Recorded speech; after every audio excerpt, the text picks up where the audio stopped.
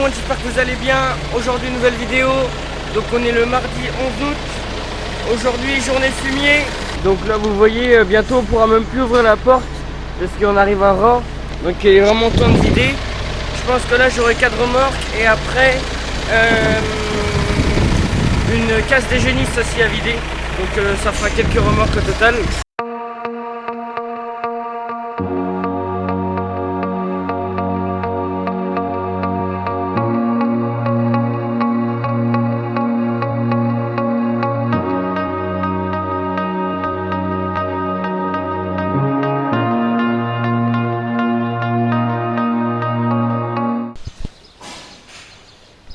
Allez hop, impeccable, une de chargée. Donc là c'est un champ qui doit être à 5 km, un truc comme ça. Et là je le vide dans le champ de moisson. Et juste à côté on a un champ de maïs. Et quand on aura ensilé le champ de maïs, on mettra le fumier, on épandra le fumier dans le champ de maïs avant de mettre du blé.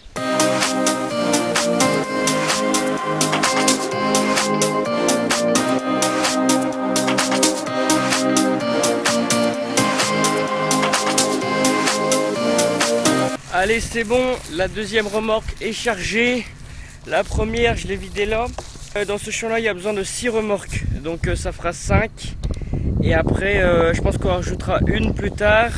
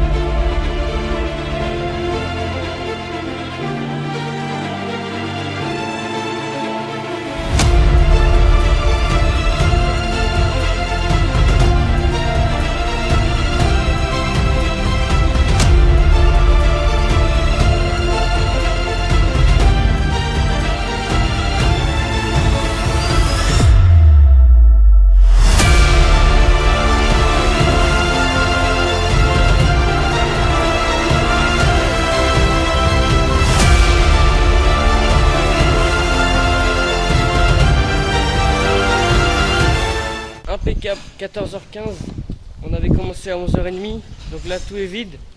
Il reste 2 petits godets au bord que je vais fignoler dans la remorque d'après. Et on aura eu 3 remorques et c'est quand même bien mieux. Avant on pouvait à peine ouvrir la barrière, maintenant il y a plein de place, tout. Elle sera revidée dans 1 mois et demi à peu près. Elle se remplit moins vite en été. Et là en ce moment les vaches, la journée elles restent à l'intérieur parce qu'elles n'ont même pas envie de sortir tellement il n'y a pas d'herbe. Et la nuit par contre il fait plus frais et du coup elles veulent bien sortir. Et du coup elles produisent beaucoup plus de déjections aussi, du coup elles se remplissent un peu plus vite et ils bouffent un peu plus de paille quoi. Et du coup aussi bien sûr on donne beaucoup plus de maïs, une plus grosse ration quoi.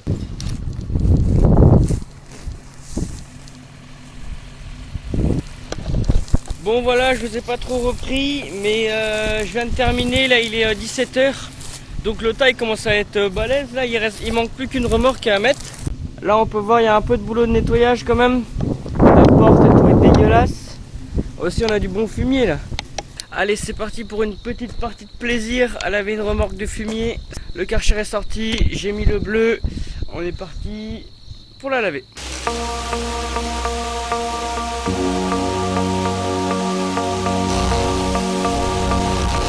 Et voilà, enfin terminé de laver. Je peux vous dire qu'elle est propre. Moi je suis plus très propre, mais là carrément j'ai fait au niveau des essieux et tout, partout, là elle est nickel. Il me reste plus que le grappin à laver là. Je vais la laisser sécher un peu au soleil là. Je lave le grappin, après on ramène la remorque. Et je pense que ce sera une fin de journée parce que je crois qu'il est déjà 18h30. Le temps que je fasse tout ça, il sera facile 19h30, 20h. Allez, impeccable, après 1h30 de lavage, les deux sont propres. Donc lui j'ai lavé vite fait l'avant dégrossi, le grappin propre. Donc là je vais ramener la remorque à la Cuma. Allez, bonjour tout le monde, je vous reprends. Donc là on est le vendredi 14.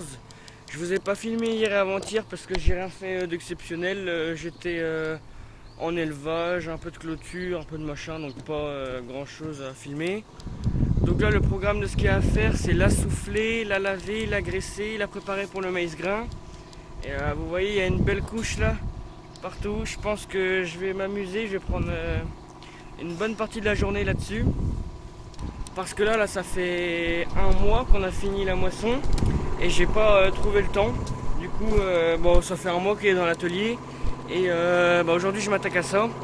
Et aussi, il y avait un gars dans les commentaires, une fois il m'a demandé est-ce que je pourrais expliquer comment ça marche, quelle marque c'est le broyeur et tout. Donc je ferai ça en fin de vidéo quand j'aurai un peu de temps, quand il sera propre et tout.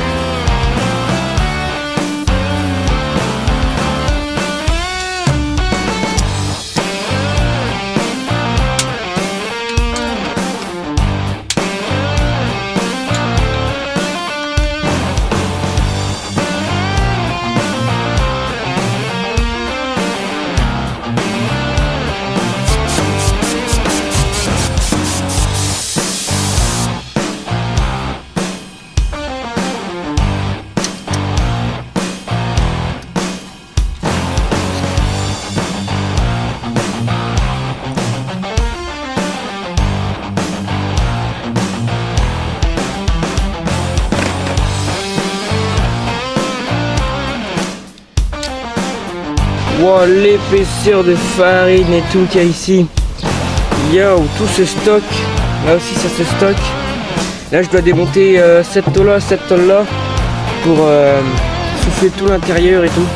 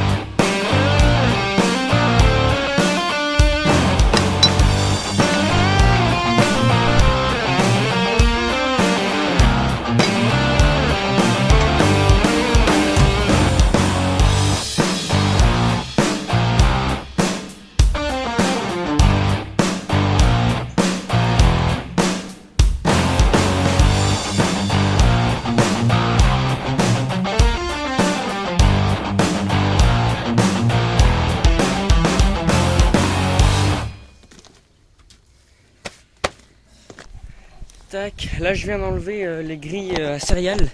Donc c'est des petits trous de 3 à 4 mm. Et avec des marteaux, le grain vient se propulser là-dedans et ça casse tous les grains pour faire de la farine. Et pour le maïs, c'est pas les mêmes. Je vous les montrerai tout à l'heure. Et donc là, je vais bien pouvoir faire tout l'intérieur.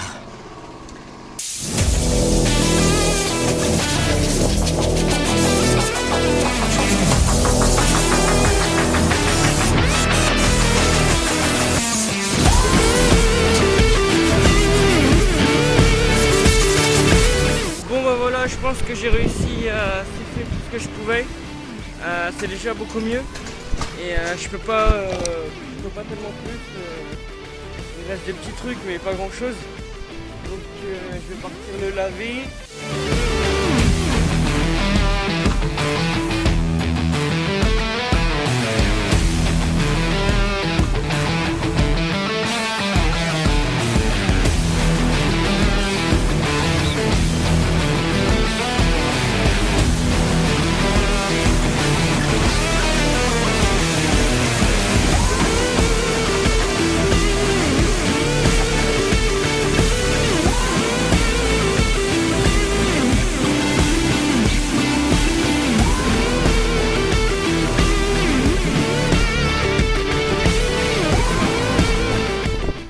pas trop mal, j'ai fait un bon gros lavage. Il est quasi comme neuf. Donc là maintenant qu'il est tout propre, j'attends qu'il sèche. Quand il a resséché, je referme tous les trappes et je le graisse. Allez, c'est bon, il est sec. Donc là maintenant je vais m'attaquer au remontage des tôles. J'ai eu le temps d'aller prendre un café et changer de bleu parce que j'étais trempé complètement. Et là j'ai les grilles de blé, les grilles à maïs. Donc je vais mettre celle-là, remonter les tôles, 2-3 trucs à resserrer. Allez, c'est parti pour faire le tour de graissage. J'ai la pompe à graisse.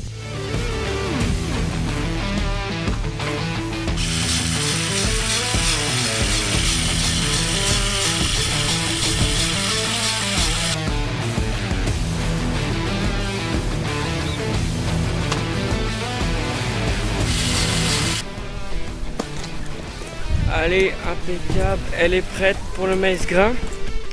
Donc voilà, elle est terminée, il ne restera plus que le plein à faire.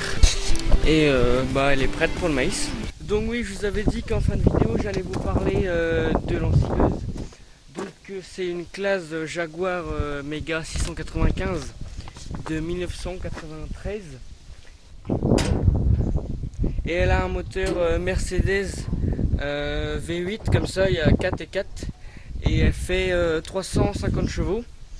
Et donc toute la partie moteur et ensileuse est d'origine, elle est restée comme au départ. J'ai oublié de dire aussi qu'il date de 2014, ça a été fabriqué en 2014.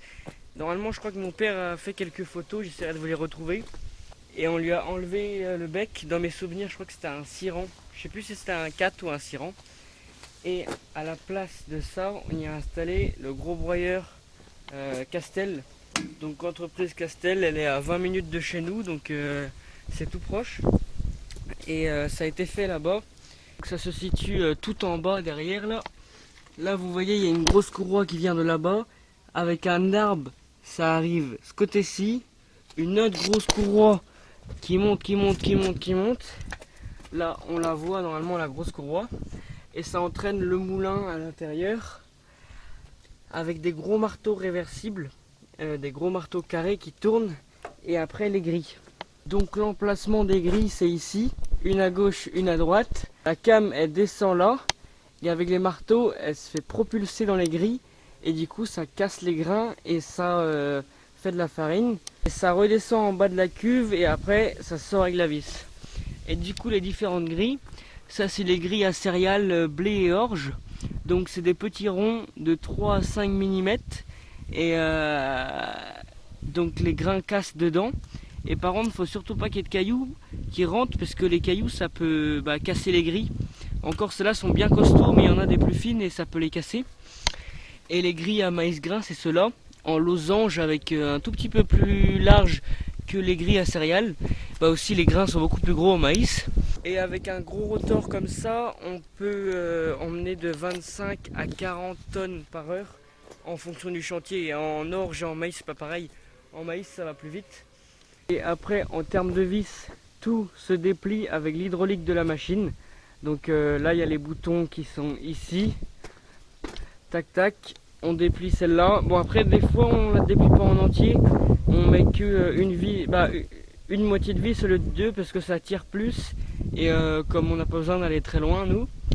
Et après celle-là aussi. En termes de vis, tout est en moteur électrique comme ça, des gros moteurs en triphasé. Donc là je suis monté en haut pour vous montrer qu'avec cette vis là, les céréales elles arrivent dans ce trou. Et ici, à l'entrée, il y a deux gros aimants pour ramasser tous les parties métalliques. S'il y a un boulon, un bout de fer qui rentre, ça se fait aimanter là. Et après, ça rentre par là.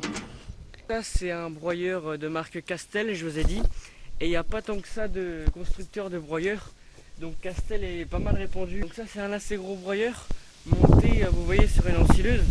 Des fois il y en a qui sont montés à l'arrière des tracteurs sur la prise de force ou sur d'autres machines. Et là donc c'est pratique parce que ça fait un broyeur automoteur qui se déplace rapidement, qui se rentre à l'abri s'il y a de la pluie et tout. Des fois on l'emmène aussi chez mon tonton, donc par la route faut un convoi parce que c'est assez large et tout quand même, on n'a pas une grande visibilité. Mais sinon c'est pratique, c'est rapide à envoyer d'un site à l'autre et tout. Et c'est un peu d'entretien. Vous voyez là j'ai mis une petite journée à entretenir le machin. Classe vient de temps en temps faire des vidanges, changer quelques trucs. Et c'est bien d'avoir son propre broyeur parce qu'on peut broyer quand on veut, si on veut le lendemain et tout, on peut prendre de l'avance. Alors que quand c'est en ETA, bah, l'ETA il arrive quand elle est là, quoi. Si nous on a commencé notre chantier mais que l'ETA n'est pas arrivé avec son broyeur, bah, on est bloqué, toutes les remorques sont pleines. Donc là on est autonome et tout et c'est plus facile. Bon bah voilà, je pense que j'ai fait le tour. Je sais pas trop quoi dire d'autre. Donc vous avez quelques renseignements dessus. Bah, je pense que ça va être une fin de vidéo parce que là on est vendredi soir. Demain je pense que je vais pas faire grand chose d'exceptionnel. Et ça va être une petite vidéo fumier et entretien du broyeur. Mais je pense qu'elle va durer quand même assez longtemps, hein. Bon bah voilà, alors ça va être une fin de vidéo. Bah merci d'avoir regardé. N'oubliez pas de liker et vous abonner. Comme d'habitude là il faut monter en abonné.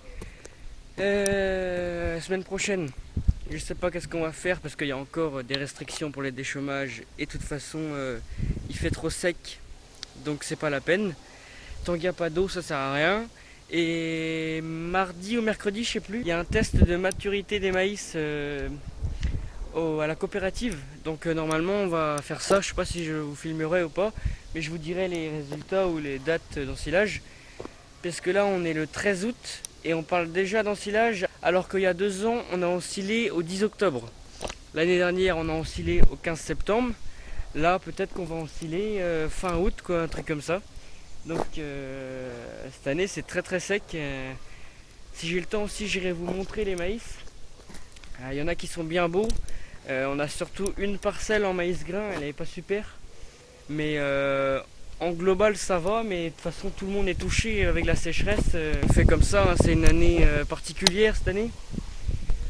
Et bah voilà, ça va être une fin de vidéo. Moi je vous dis à la semaine prochaine.